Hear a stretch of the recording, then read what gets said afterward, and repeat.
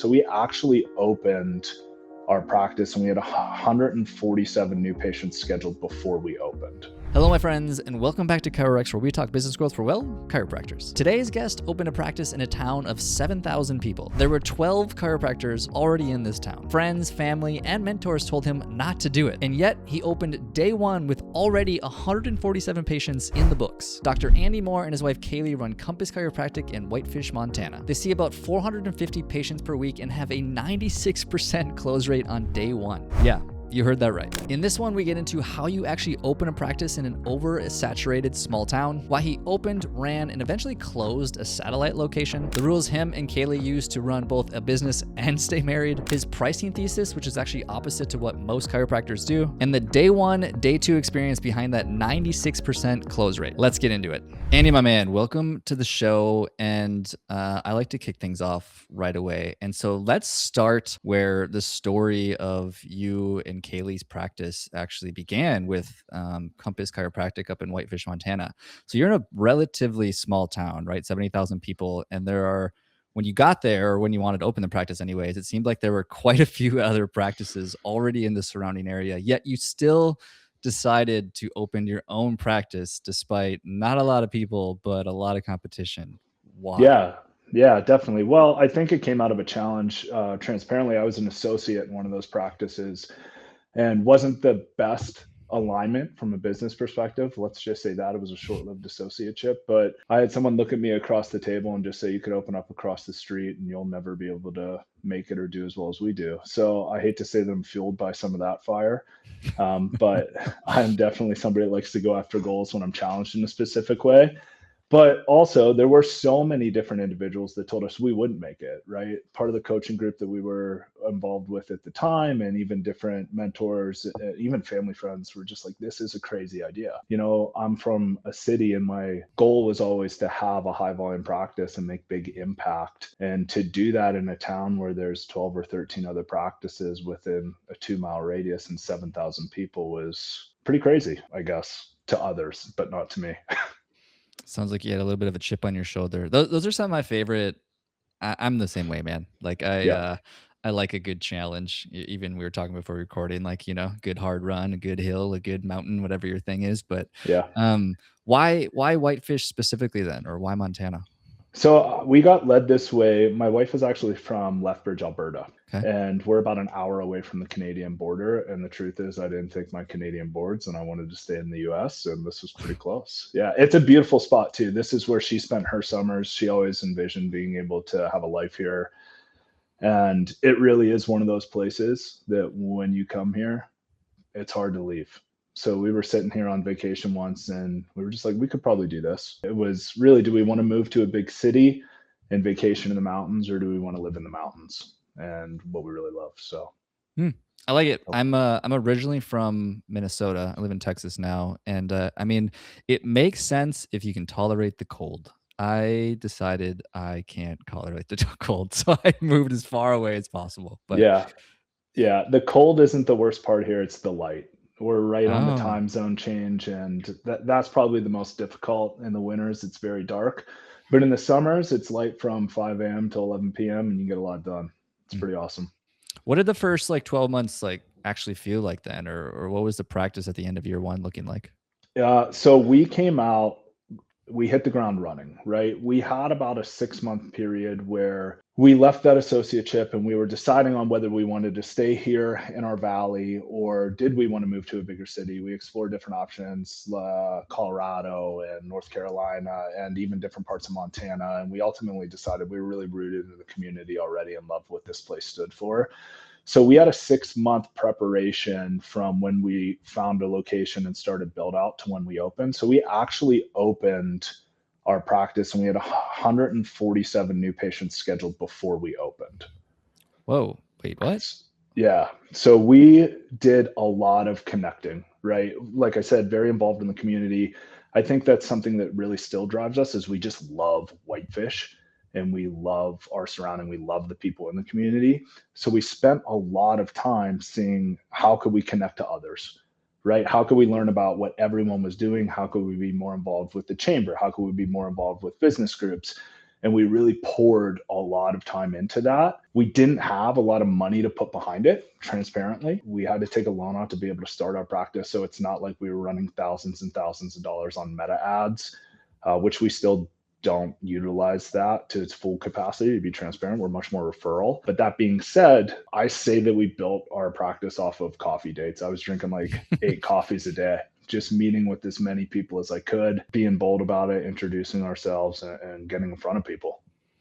Yeah, like we were saying, the one-on-ones, man. I definitely prefer that too. How do you decide what is or isn't worth your time, or what is the lesson somebody could learn from that as somebody that's done so much of the in-person community stuff? Because like you could say that to somebody, and then they're just like, throwing darts, and 90% of the time they're probably just like wasting their energy, and it probably wasn't even worth it. Because I'm sure there was a ton of coffee meetings where you're like, well, that was a complete waste of time. So like what is the deeper lesson in that for somebody else trying to do the same thing?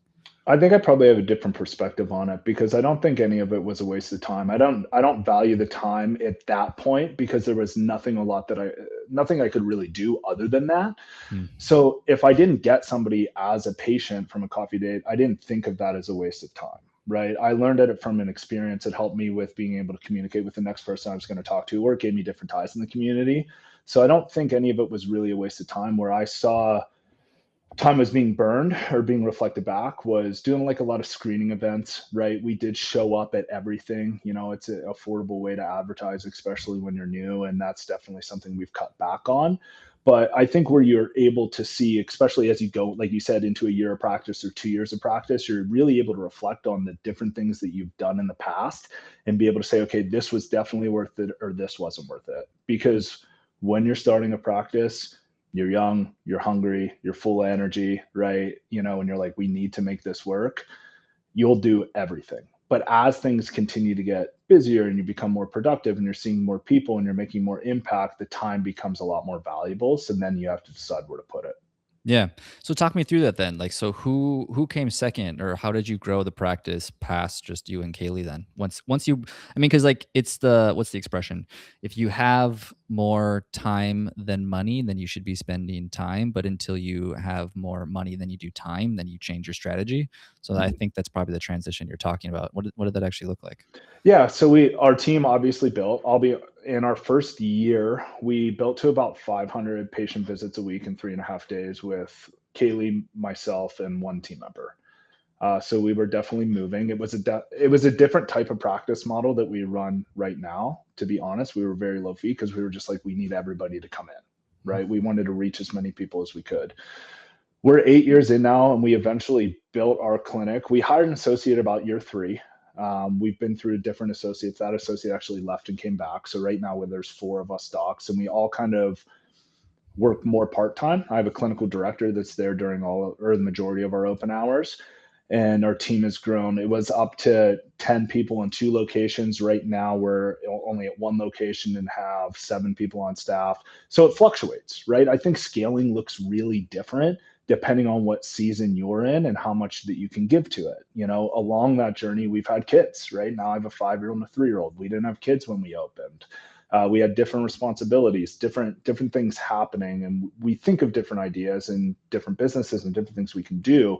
So as it fluctuates, your energy and your capacity towards it is going to fluctuate as well. So it's really important to have the right people on the team. Why did you go back to 1 location? And what's the deeper lesson in that as well? Because this is actually a topic I've had on the show a handful of times of often I don't want to project onto you, but like often what I've seen is that it seems to be more profitable from a business standpoint to optimize a single location and to get as much capacity out of that as humanly possible before even remotely considering a second location. I'm just wondering if you expanded too early, or like what happened there? So it wasn't from a financial standpoint, I will tell you that. It was more of a personal standpoint. We got to a point when we had 3 doctors in our office, myself, Kaylee, and our clinical director was there. We were at a capacity match where we needed overflow, right? Hmm. We were just seeing a lot of people in our 1 location. And instead of adding hours into our 1 location, we decided to open up more of a satellite practice. So we didn't build a full practice. It was more of an adjusting studio, and it was in a town about 25 minutes away. And that was really successful. Honestly, like if you look at it on paper from a business standpoint, most people look at me and they're like, why would you ever close it? I honestly just closed it 2 months ago. And the reason is I was having a very difficult time finding associates that fell in line with our mission Mm. on both parts, right? Good people were in and out, but I am definitely someone that's extremely particular with who we bring onto our team. And I know that I'm not for everyone, and that's okay, right? We still want to help every doctor that comes our way, whether it's with us or without us. But that being said, it was just really difficult to find somebody that felt aligned with what we were doing, and for us to find someone that fit that alignment as well. So I was going back and forth between these two practices, and my wife as well. And our satellite location was only open about 12 hours a week. And it was really low overhead. We definitely made, like I said, on paper, it wouldn't make sense from a business point to close it, but it was more of an energy issue. That there was still a lot of energy flowing there, and with what we had and with the staffing and the building and all the different factors in it, we knew it was really good, but it was never going to be great. So we refocused our energy back into our main clinic and added another doc. We had that doctor come back, and we were able to really focus on building something great in one location. And if we do it differently, when we do it again, we will do it differently. We learned a lot of lessons from it. We built it without having a doctor in it already. We built Yeah. it thinking we're going to hire somebody to put in it.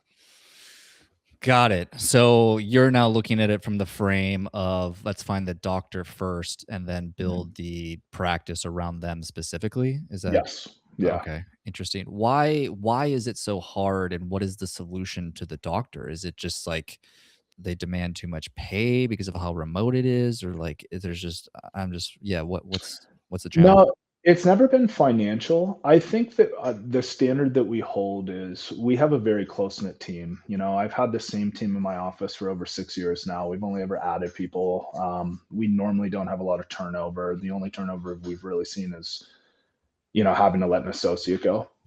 That being said, there's a level that we all hold to have each other's back.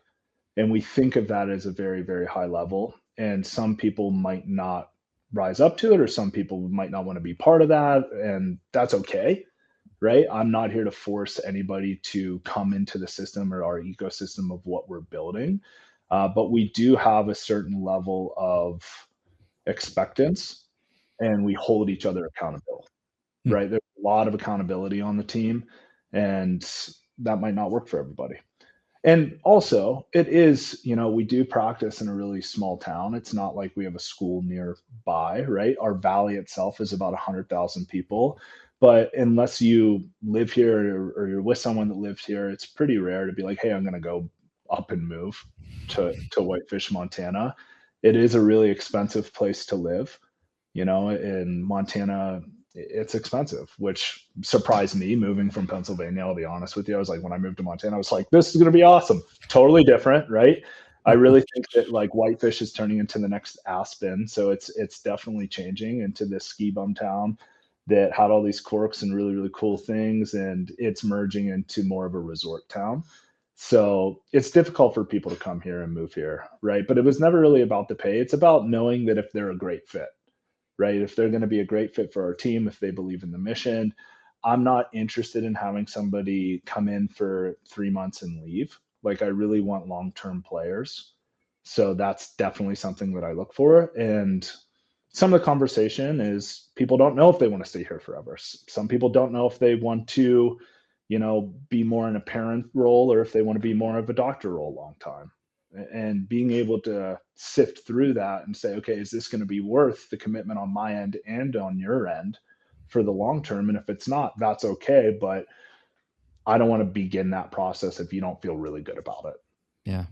How do you anticipate you're going to solve this problem of finding a good doctor? Because it's by far probably the most biggest challenge I know that chiropractors deal with is getting good associates in their practice. I can't tell you the number of people that I don't think there's anyone not looking for good associates in their practice. So I'm just Sure. wondering of like, what do you think the solution is going to be, especially specifically for a remote town, right? A little bit farther from the home practice. Like, what do you anticipate is going to be, I guess, the funnel to find the associate for this practice?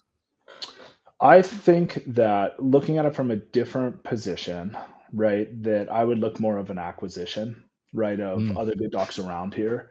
If they don't want to run their clinics, or if they're not business minded. And a lot of people do start clinics and realize they don't want to be the entrepreneur, that they want to be an intrapreneur.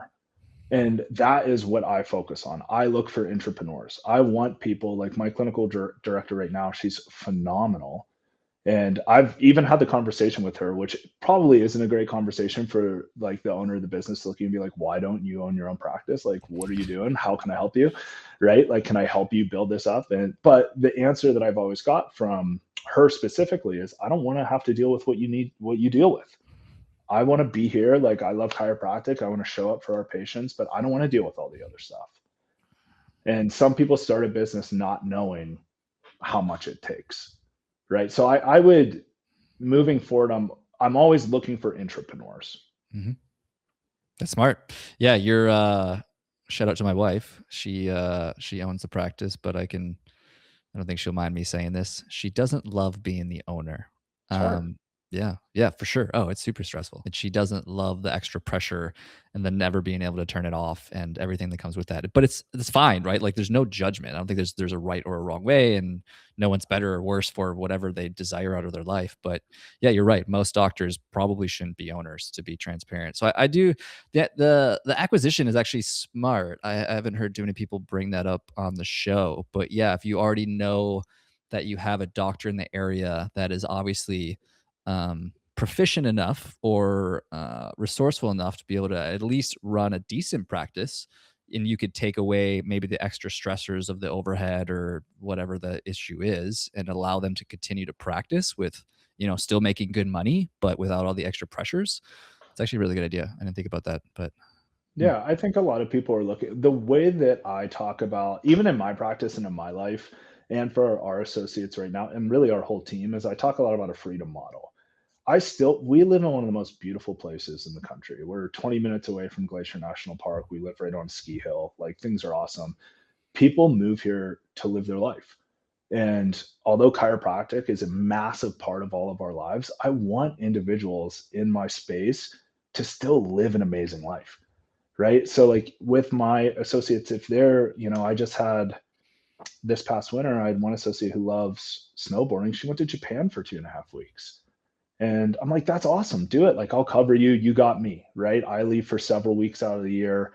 I only work a couple shifts a week right now, like in patient care. And I know that she has me. So I talk a lot about that freedom. Like, I want people to experience an amazing life. I don't want them to have to sacrifice what could be for just being in a practice all the time. Hmm. Why was I guess I didn't even think about this, but why was there so many, or is there, I should say, so many practices in that area? Is it just because it is such an amazing place to quote unquote live a life in terms of like all the activities in the mountains and everything? Is that why? I really think so. I haven't polled everyone, but it's super active community, right? It has the summer short but amazing. There's rivers, lakes. We're on a ski hill. I think people come here for the lifestyle. Hmm. And I can say that's why I'm here. I'm here for the lifestyle and the community. There's something special right now of just being in a really small, tight knit community. And I love that for my family. So I think a lot of people look at this, and we have a lot of people, we had a 30% population increase through COVID because people were moving here from California and from Texas and these different places because they wanted out of cities and into a small, quote unquote, like a hallmark town, Mm-hmm. where people are like, this is incredible, and they want to raise their families there. And I feel safe with my kids riding their bike through town. I know everybody, right? And I think that's what draws a lot of people here. Yeah, Glacier has been on the tippy top number one list of places that I've been wanting to visit. I actually was just talking to my wife the other day about like wanting to put something on the calendar, and we were tossing up. It was basically like a toss up between Zion and Glacier, Mm. just as like beautiful places to go. Because I don't think I've never talked to a person that isn't obsessed with Glacier National Park. But in terms of tell me about this working with your wife situation. So I do as well, but not to the level that you do. Like, you guys full on have this like growing business together. So how have you guys been able to do this? What are some of the lessons you had to learn the hard way, I guess you could say? Like, how's this been? We got a lot of pushback on this too when we first started our clinic. I definitely had phone calls from family, friends, and things just saying this is really going to be a difficult thing. You shouldn't work with your spouse. I couldn't disagree more. She is my best advice to people is marry someone that is even a bigger badass than you. And that's what I got to do, which is really cool. And we are very opposite. So we do have split roles. It's not like we're stepping on each other's toes. And in a busy clinic, we're not spending all day next to each other. You know, there were lots of times where we didn't even see each other throughout the whole day and we come back and rejoin. And her strengths are my weaknesses and my strengths are her weaknesses. So we just look at that. And what we did honestly is there were some hard times, right? It's both stressful. Like we're both trying to manage, we're trying to manage finances, we're trying to manage team, we're trying to hit goals. And we're both pushers, which I will say, even though we're very different, we compete with each other, which I love healthy competition. So I think that that's really good. But we definitely had to set some ground rules. You know, we don't talk about business in our house when we're at home. We're not talking about the office, you know, Wow. especially since we had kids. We live by a calendar. We still set business meetings. We still set marriage meetings, right? So we have business meetings every week. We have marriage meetings every week. We have real intentional time to have discussions. And I think that's one of the most important things that we can do because we are focused in different directions and we do have a lot of things happening with kids and with the business and with you know unfair all this different stuff. It's how do we stay in the maximum amount of alignment and how do we step up and not hold resentment to each other, right? You know, I know that I have this responsibility. I'm going to hit this as hard as I can and I need to trust her that she's doing the same. How in the hell do you not talk about business at home when, you know what I mean? Like I'm just reflecting on myself and my own relationship, and it's just one of those things as owners you can't help but think about. That I mean, bravo to you if you guys actually are able to pull that off. It's not that we don't think about it. I think that we just have hard boundaries, Mm, right? We have really hard boundaries. If we do talk about it at home, it's a scheduled meeting. It's not like we don't do scheduled meetings in the sure. house. Like we certainly do that. But my dad's a chiropractor too. You know, my mom always worked in his clinic. They still practice out in Pittsburgh. And I kind of grew up in a situation in a family where there was a lot of business talk at home. And I'm not saying that's right. I'm not saying that's wrong. But from my perspective, I always wanted to be able to limit that as much as I could. Mm. Right. It's great, man. Yeah, I wanted the home to be home. Right. I wanted the office to be the office. And we make it work as much as we can. And if we need to, it's scheduled. So if Kaylee comes to me and she's like, hey, I need to talk to you about X, Y, or Z, I'm like, put it on the calendar. Like I'm going to shut that down right there if I don't want to talk about it. And she does the same. So we just have scheduled meetings throughout the week where we're like, all right, let's address whatever we have to get out. There's one that I throw at my wife sometimes, and sometimes I feel bad about it because I can be a little brash about it. But she'll come to me about something business related or something I'm helping her with in regards to marketing, and I'll be like, "Just send me an email about it." And she's like, "I Mhm. just told you," and I was like, "I great, but like, send me an email." Yeah. It's kind Yeah. of an asshole move, but at the same time, it's like it just helps me keep organized, and then I don't lose it, and I don't have to think about it at home, and I don't know. It's one of What those. we do, because that does happen a lot. So Kaylee and I just have a shared notes page, right, on our iPhone. And I'll just drop things in the notes page. She'll just drop things in the notes page. And then we'll both do a daily review of what we're writing down because lots of times there isn't a ton of time to communicate verbally. And I'm an early riser. She likes to sleep in. She's okay staying up later and working. I'm not that guy.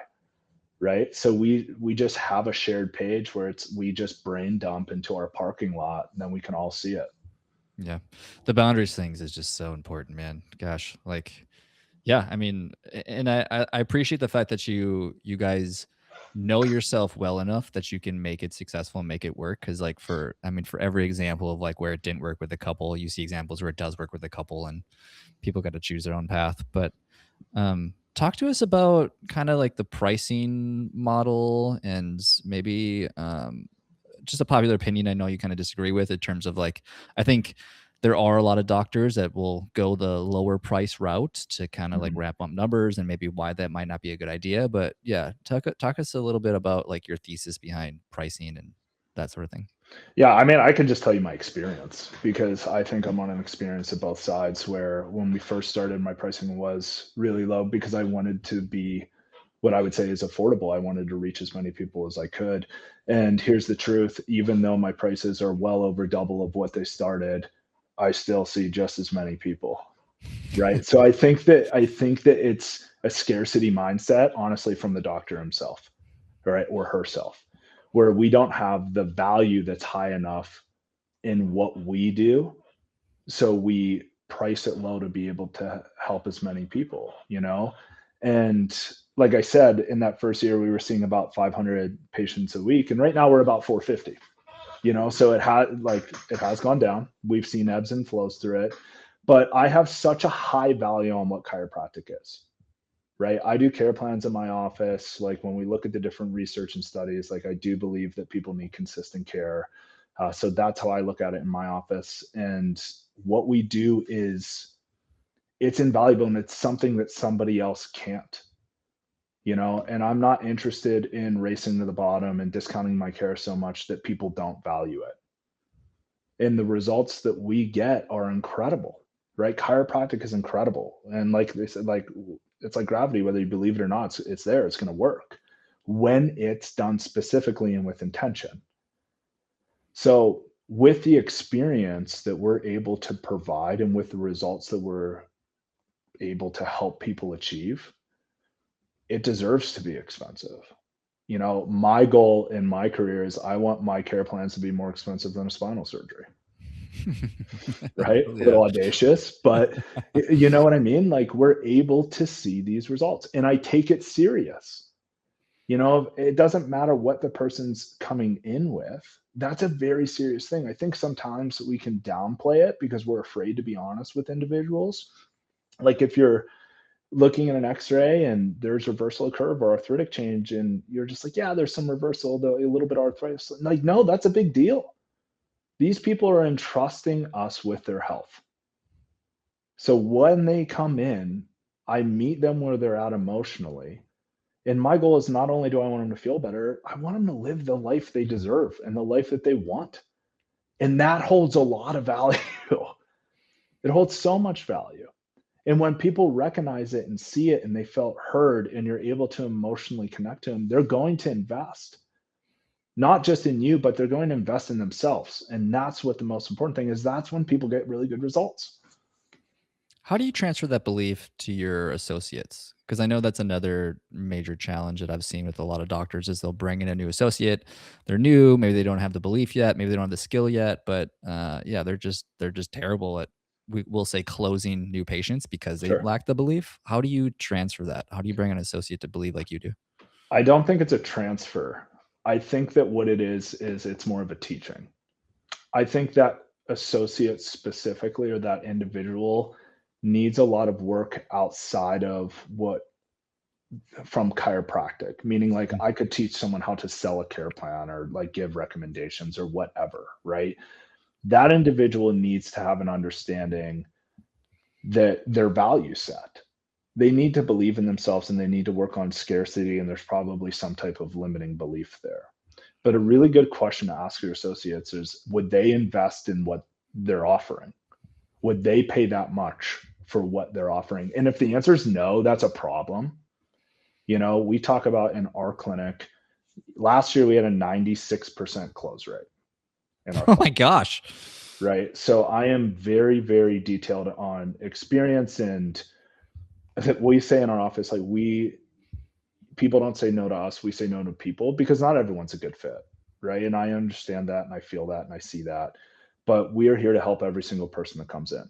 And we have that belief and we hold it.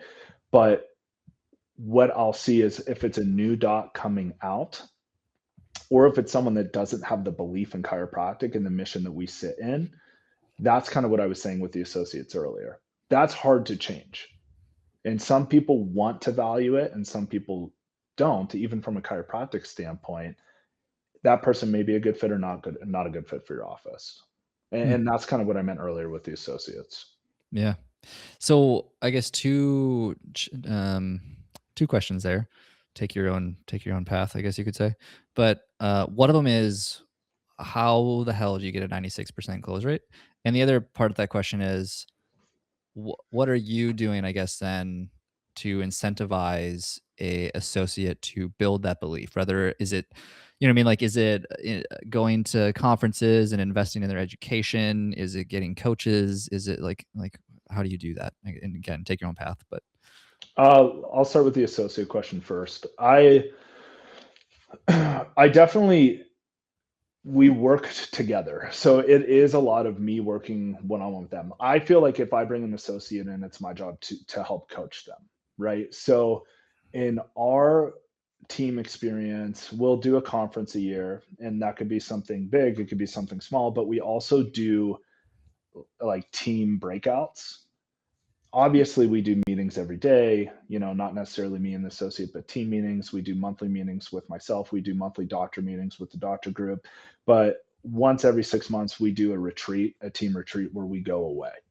Right. So we'll go, I'll rent a house somewhere. I take the whole team. They can bring their spouses, whatever. But it is a work, and it talks a lot more about like the value set of what our belief is, rather than, hey, I need you to read this script and do this script. So there's a lot of work that goes in and on the back end, because I want my associates to really value themselves. I want them to know that they're phenomenal, right? And that's something that I look for. That's not something that can really be taught, but it's more something that can be brought out, right? I do think that everyone has that unfair advantage, and it's not necessarily something, like I said, that can be taught, but it's something that needs to be identified and exemplified of what is this, and how can we really make this part of your personality work really well so you become a better communicator. So do they get coaching? Yes, right. I've put them in different types of coaching, over the past, but we do have a lot more of those open conversations, and it is built on a lot of trust. I think a lot of doctors they have a difficult time trusting their associates in the beginning, in a sense of, I don't trust them to do the job to the level that I do. That's never my concern with when I hire an associate, because I wouldn't hire them if I didn't trust them to do the job that I do. My bigger trust gap is, I don't trust them to tell me if they're feeling burned out. I don't trust them to tell me I feel like if they're a failure, right? So it took a lot of open communication with me and my team, that I'm like, we need to be honest about this stuff. So now if there is a problem, or if someone is feeling discouraged or down, we have conversations about it, right? And some people might be like, hey, that's not your place as the head doc. That's not, and maybe it isn't, honestly, but it's my place as a CEO. It's my place as HR. It's my place as a person. I want what's best for this person, and I want them to see their own value. And sometimes I need to help them work through it so they do see it. yeah. And when they do feel that, they have much more confidence discussing what they're really good at, which is why our close rate is also high. Yeah, it's the job of the leader to build the team up, right? There's a great saying. I'll try not to butcher it, but it's something along the lines of like, what if I spend $10,000 on training my employees and they leave? And the counter question is, what if you don't spend $10,000 and they stay? And it's like, oh yeah, like wouldn't you want your team to continue to like upskill and level? And yeah, it makes it Yeah, so clear and obvious. Yeah. it comes down to like, we're our own ROI, like we're the best ROI, right? But so is our team. If we don't Mhm. invest in them, if we don't hire A players or build to A players and keep enhancing, then what are we really doing? I Yeah. want a team that's fully supported. Like, I want a team that can support me in all aspects. I want to be able to step out of my clinic for weeks at a time, and I do, and I don't bat an eye, because I know that it's in good hands. But I want them to know if there's problems that they can come to me. And that might not be just straight clinical issues. I need to be able to be there to help work through that stuff with them as well, so they can be the best versions of themselves. How long did it take you to find and or start identifying what an A player is? I think I think the listener could resonate with that, right? Is like, I don't think there's, I think anyone who's ever owned a business and have had an A player, whether they stayed or left, they know how incredible that is and how awesome it is to have somebody that is just resourceful and they execute. and you don't have to really, they just do what you need to do, and they're really amazing. But how long does that take realistically? How long did it take you? How do you identify that? Um, I, so a couple different answers, I think, to that. I've had people that have grown into A players. I never hire based off skill set away from associates when we're talking about team. hmm, I don't look for people that know how to run like GHL. I don't look for people that know how to, work an EHR system. I look for people who are people.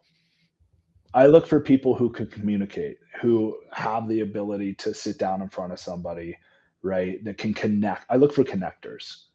That's my biggest thing that I look for. And they might not be an A player in a sense of tasks, but they're an A player in a sense of communication. I can teach somebody tasks. You can't teach somebody the opposite, right? You can't teach a person how to person. So that's really what I look for. And then we can build the task list up, and like I said, we've had our team for, you know, I've had somebody there for 6 years, somebody there for 5 years, and 4, 3, and no one's left. So the people on the team. And what I do is I challenge them more and more. I give them responsibility, right? I up level them as they continue to grow. Like we're always changing the fish tank, like I'm always looking to get into a bigger fish tank. I'm looking to give them more roles and responsibility. So I have the belief in them that they can do more than maybe what they believe in themselves, but they always rise to it. And to me, that's what a real A player does, that they want to take on more, that they feel confident in stepping into new situations, that they're not afraid of change. hmm. Does So your, does your team have any equity in the business, or is it just like a performance-based type situation? no, it's performance. Okay. So We they're do. incent- I used to do profit sharing with everybody, including my team members. Now I just do that with my clinical director. okay. So they're incentivized to, work harder, and they ultimately can make more money if they're They doing their don't do job. that now. I don't do that now. They get paid. They get paid well. I think that my CAs get paid what some associates get paid. Oh, wow. Okay. Interesting. On the close question, crazy high close rate. Talk to us about that. What do you think, if you were to whittle down what you would say is the biggest factors of having such a high close rate? What would it be?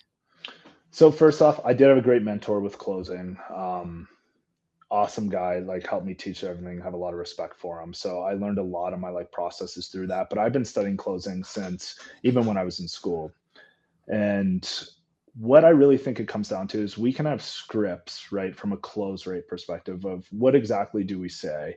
But a thing that bothered me was if we're all saying the same thing, how are some people making $20,000 a month and others are making $150,000 a month and we're saying the same thing?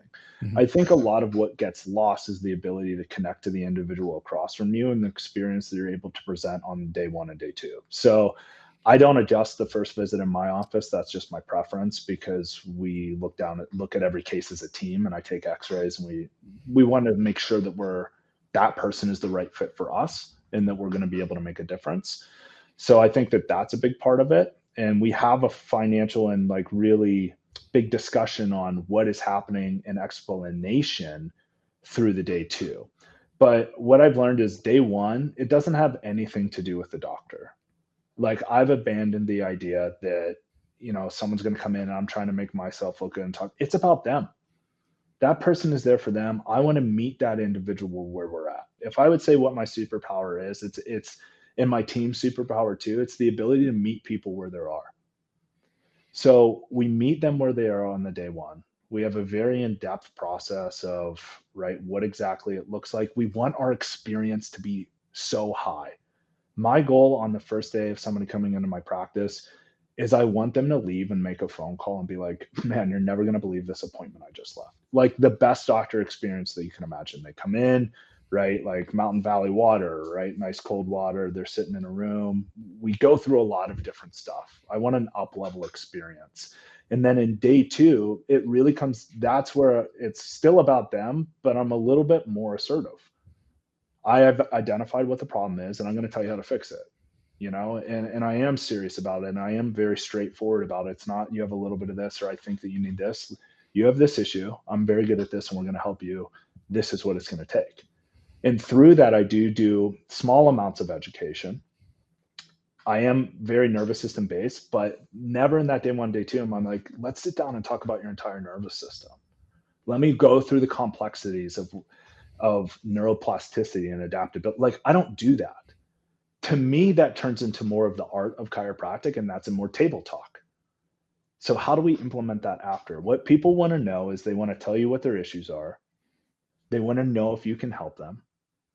They want to know how much it costs, and then that's what it is. So we keep it very, very simple. When do you bring up price? Like at what point?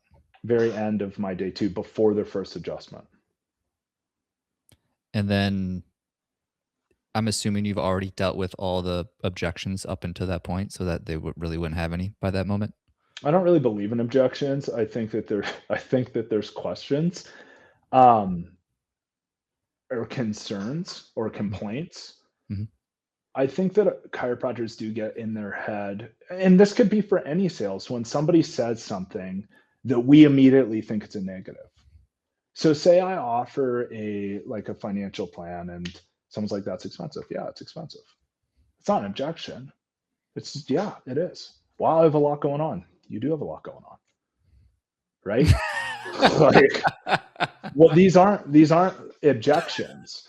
Even when the biggest one that you probably hear and that I hear too is, what do I say when someone goes, well, I want to go talk to my spouse? Yeah. That makes complete sense to me, man. I don't make I'm not spending, a couple $1,000s without talking to Kaylee, even right now. Like, I have that conversation. So if they're like, I need to talk to my spouse, that sounds really awesome. Like, I totally get it. I wouldn't make any decisions without talking to my spouse. Here's what I want to ask you right now, What would Corey. they say? No. That's not what I say, actually. What I say is, I just want to know, do you feel like this is the right place for you? Do you feel like this is in congruency with what you're looking for? Because if it is, what I want to do today is, like, I'll get you adjusted today. I'm not worried. Like, I'm not worried about the $85 for the adjustment, right? I'll get you adjusted today.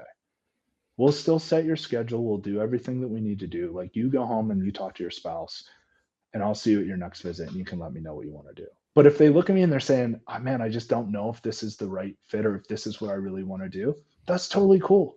Go home and think about it. Let me know. Talk to your spouse. Right? Like, I understand those things. I don't look at them as objections. They're concerns. Cool. How do we move forward from it? How can I be on your team either way? I say, go what does ahead. follow-up look like from there? Let's say that was a scenario. Let's say, like, let me think about it, or I want to talk to my spouse, or I don't know if I have the funds at this moment, and they leave. What is the Mhm. follow-up? Because at that moment in my mind, I'm thinking, and my business brain just goes like, oh man, like close rate goes way down after that moment, right? No. When you meet them where they're at and you put their care before just them paying you, I will say we have over 90% of those people come back, because we'll schedule them for another appointment. Hmm. I can tell you the last one that I had was in the end of May, and that was my only one of the year. To the listener, book a meeting from a meeting. If anybody doesn't know that expression, but that's what you're describing, right? Yep. It's like, oh yeah, you want to, oh, great. So when can you come back in, or whatever it is? Yep. Cool. Let's get you back in here tomorrow. Yeah. Right? No worries. I totally get it. Meet them where they're at. Yeah. Are you familiar with Unreasonable Hospitality? Yeah. So on that note, since you already know what I'm talking about, then are there things you do within your practice at most clinics that the listener could implement into their own practice that they maybe haven't thought of? Because I agree. I think that if you're in the service industry, you're really in the hospitality business. Yes. And so I'm curious, I'm always asking this question of, like, maybe what you're doing that other clinics aren't doing, or people don't think of, or, just those like unreasonable hospitality type things that most people aren't even thinking about that can really transform an experience for somebody. I'm just curious what you guys are doing. This is the most exciting thing for me right now in my practice. My goal is to like I said, have an experience like no other. I don't want it to feel like a doctor's appointment. I want it to feel like an experience. Every single thing that we do in our clinic is intentional. Every single thing, from the moment that you walk in till the moment you leave. There are no gaps, right? So it depends. And that goes for somebody on the first visit, the whole way down to visit, 100 or 200, 250, whatever that is. So there's different stages that we look at through. If somebody comes in for a first visit, we do have, right, like the Mountain Valley water, like different types of water that we give them. We do more of different types of introductions. The way that we walk through the process is going to be a lot different. We're not giving things out, but like when I go through a physical exam, I'll have somebody with like an ANS chart, like highlighting what I'm talking about. We give that to them. So they're getting information when they leave, right? We have a big board in our office that says, welcome XYZ, all the different names of new patients that day. They get greeted across the front desk. We always meet them when they come in. I don't like people waiting. So we try to get paperwork done. It's very expedient process the whole way through. We move into day 2, they get something when they leave that day, they get some swag. When we step into wellness care, there's different types of swag we get. Every level of corrective care has different things that we're handing across the table. We've just actually developed, it's about to launch next week. We built an entire app for our whole clinic. So it's going to have everything on it, right? It's going to have educational videos. It's going to have all these different exercises. It's going to have research articles. It's going to have different providers that we trust in our area. It's going to have all of these different resources specifically just for Compass. So I want the experience of when they come into my office, it's like, oh my gosh, this is a lot different than the 16 other practices within a mile of you. That's the whole point. You know what I mean? We want to stand out. We want to be different. But it comes down to a lot of attention to who that person is and what they're going to resonate with. And I don't want to say that we're like giving gifts to everyone. That's not necessarily what we're doing. It's how do we make them feel so loved? How do we make them feel special when they're in there? I had a gentleman that I adjusted this morning, actually, that I've been seeing for years. And he was just like, I just want to let you know, every time I'm here, this is my second home. Right? Like, he's in a good way. He's like, you guys are so incredible. So how do we continue to provide an experience like that? And it's different for every practice. Honestly, I'm a little mad because I really want to have everyone's favorite coffee order at their first visit, but I'm not right next to a coffee shop. So we have to settle for different things. But do you tell me more about the digital front? Did you build that app using AI? Is this? Yeah. Okay, love it. It's so funny you say that. Just a few weeks ago, I built literally an entire client portal for our clients, literally using Claude Code. No joke. Yeah. Claude Code and Replit. I love it so much. Tell me more about like the digital front side of things then. Like, what does that look like both from like a client experience standpoint, from a marketing standpoint, from just give us the works on that. So from an experience standpoint, like that app's going to be a big thing that's coming out. And that is a lot more of Kaylee. She's the genius behind that. I will be very honest with you. But in a sense of, for what right now, like all of our scheduling's done online, right? We use a program that connects to our EHR. They're able to move their appointments right on like the app, which makes it really easy. So we have like a scheduling app that they can do that. They can see where they're at different phases of their care plan. We're able to upload like imaging and assessments and stuff into their app specifically, which makes it really good and smooth. We don't do paper notes in our office. Like everything's done on an iPad. We want to keep it really clean and smooth. Are you doing any like transcribing, like like transcribing your notes, like listening to the, day 1, day 2 type situation or anything there? Yeah. So we use Plod. Yep. Never heard of it. Okay. Yep. So Plod is something that we can use, especially for our day ones, right? And it's a recording device that's HIPAA compliant. Plod. Okay. I'll have to look into that one. Interesting. And it records it, transcribes it, and then just like creates the note for you? Yeah, there's definitely details and different things that we add in, right? Okay. But it's a really good, I like that a lot because it allows all of the doctors to sit down and be able to see, right, like exactly what was happening when we first met the individual. Yeah. And it makes you present, and you could probably use it as like sales coaching as well, I'm sure. But yeah, I mean, I'm definitely not entering that realm, but potentially. And in my day one process, even though I have that, I still have somebody come in with me, So when I go through an exam, I'll say like I'm going to bring my assistant in. She's going to come in and write all my notes for me. No one can read my handwriting, like ha ha ha. But that allows to have two people focused on the individual in front of them. Got Right. it. I don't need two people in there, but it's nice that we're both listening, we're both seeing, we're both hearing. She's able to understand exactly what I'm saying. We're able to answer questions together. Like I raise my team up to a higher level, so it builds their authority. A lot of it is building authority throughout the office. Yeah. Have you ever thought about, instead of doing an actual cup of coffee, like their favorite bean of coffee? I could, yeah. I mean, I would have to get an espresso machine, but I definitely could do that. I don't want to be making coffee all day No. either. No, I don't mean like actually making it. I mean like literally like a bag of, like, if they love, Oh, the so dark we roast or light actually roast or whatever. I don't know. we our clinic actually has its own branded specialized bean that we bag and hand out.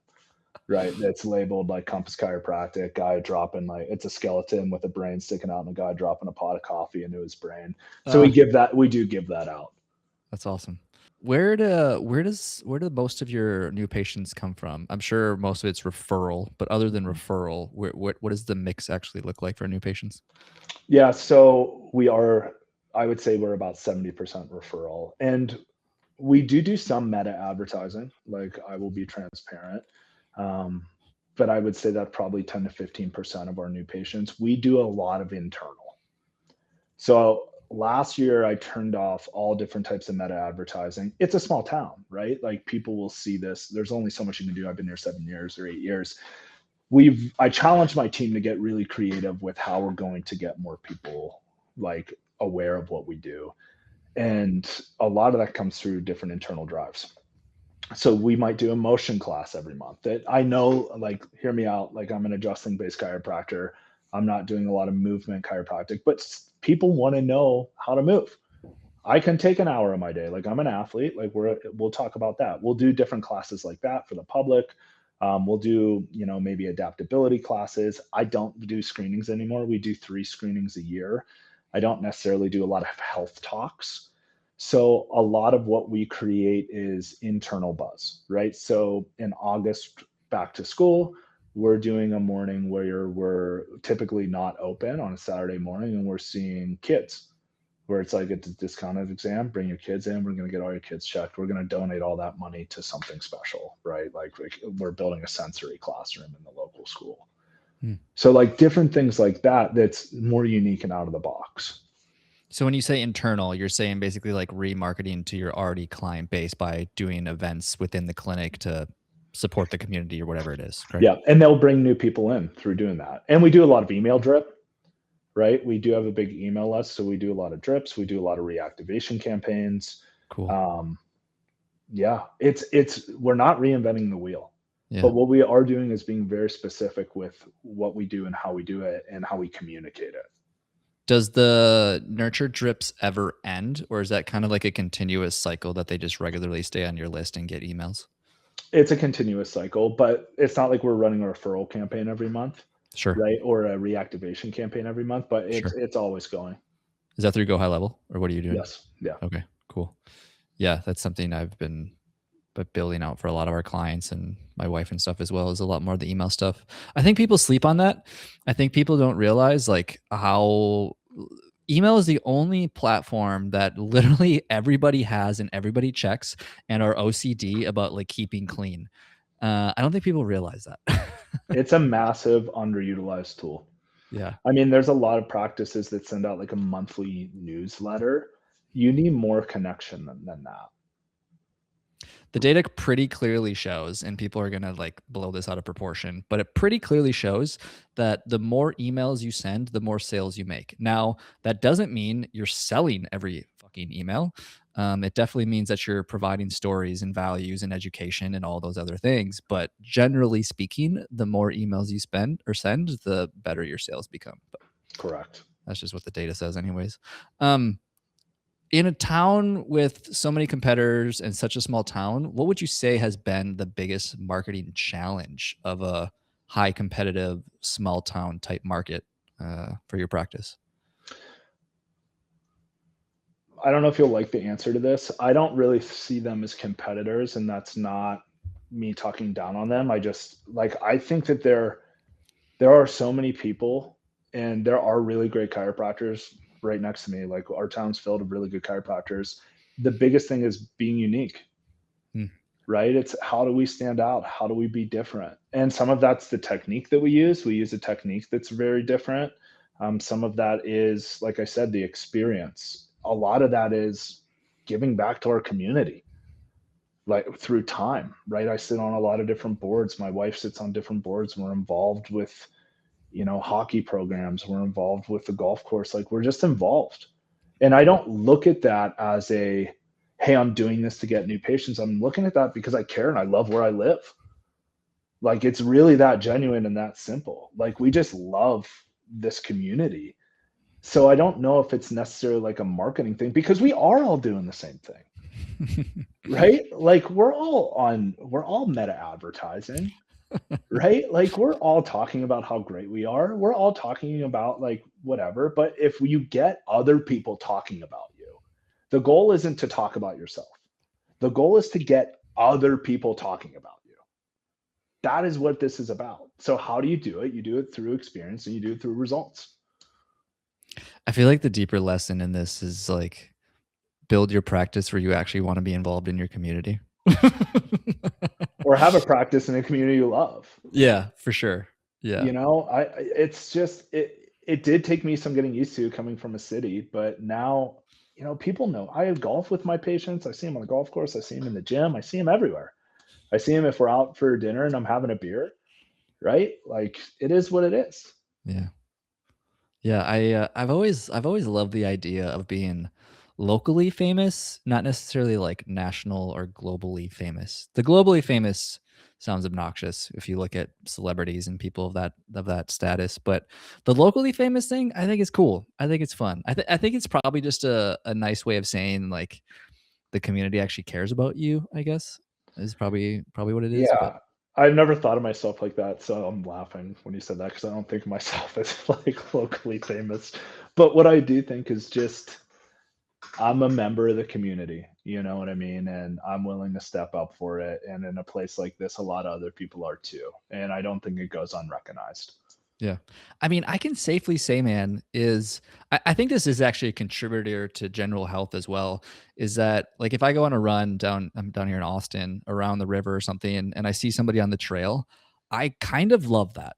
Not because like I want to stop and have a conversation, but just because it feels like a sense of community when you see people you know in your area. And I think a lot of that just contributes to like your well-being of feeling like you belong to something. But Yeah. I want to take that a step further, right? Because you asked about how we market. And let me say this, with those events that we do, it's a sense, we're trying to build community. So if we do like a coffee and cold plunge morning or something like that, you don't have to be a patient to go to that. mm, If we organize like a climb big mountain, like there's a mountain that's not, I mean, it's the ski hill, but we open that up for the community, and we're like, all right, we're going to do this day, right? We're going to do a community movement workout in the park. You don't need to be a patient, just come. It's a lot of that. yeah. That is so simple, right? Like, I'm doing it anyways. Come hang out. I Let's love not that. overthink it. Let's just express it. Yeah. Yeah, I did a run, what I call it, the Hibben, that's my last name, the Hibben half marathon or something like that. And it was literally I just wanted to run a half marathon downtown. And so I literally just like created an event and invited people and people showed up and I was like, "You know what? You don't even have to run a half marathon. You can run as far as you want, but I'm just going to do this and invite Yeah. people." And a bunch of people showed up and it was actually super fun, but It's yeah. like, why do we get in our heads and think that it all has to be so tactical and so crazy? It's just like, the craziest thing is you can make, it's all making it up, Yeah. right? Like, you get to create whatever you want. That's the funnest part about owning a business. We're 100%. like, I just get to create this event. I get to create this culture. I get to create this experience. And there are no rules. We just have to be bold and do it. We have to be vulnerable and do it. I think that's a big part of that. Like, how do we show ourselves? How do we express ourselves in our clinic? How do we express our team in our clinic? How do we make it more of the mission of who we all are? And how do we attract the people that we love? Because I'm my own ideal patient. I want to attract people like me.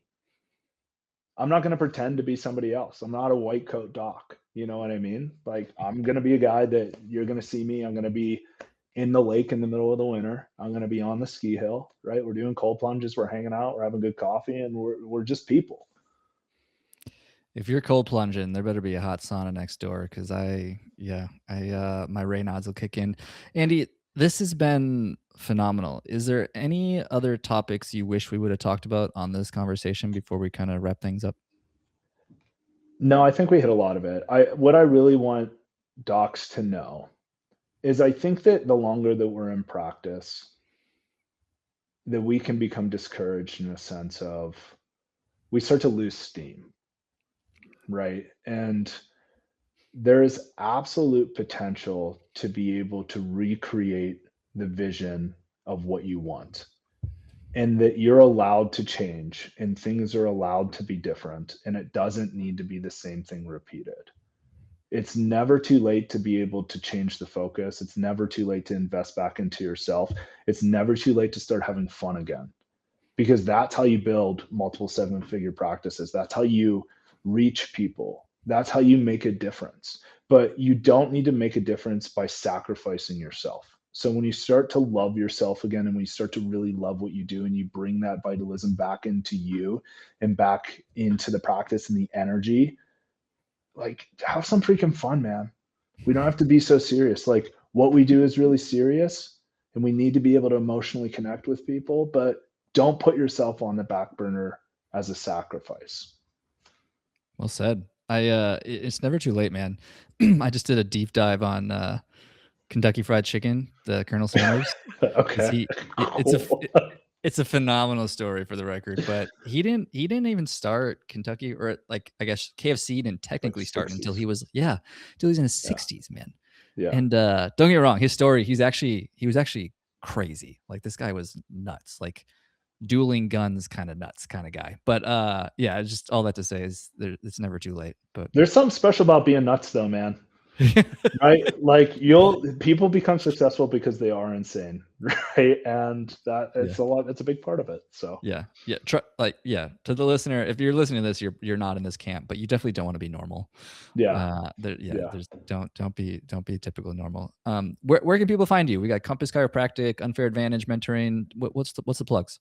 Yeah, so if you just look up Compass Chiro WF, like, that's our website, but Compass Chiropractic on Instagram, and then Unfair Advantage Mentoring, unfairadvantage.mentoring.biz is our website. So feel free to reach out. Who would that be for? If someone's listening, who would be a good fit for that?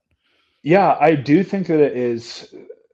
So it started as us working with more of the husband and wife teams that work together, right? Because we found a need for that, and being able to exemplify and bring up each other, and really setting more of a rhythm rather than a balance, because balance isn't real. So we definitely do a lot of partner coaching, but also I am launching what's called Unfair Advantage Operating System, which isn't necessarily me coming in and like looking and changing your systems, but it's finding out the strategy behind your systems. It is a lot of like, how do we pull that superhero? How do we pull that unfair edge out of ourselves and be able to apply it to what we already have to make it more unique to us? I like it. Awesome. Well, thanks, man. Appreciate the time. Yeah. Thanks so much, man.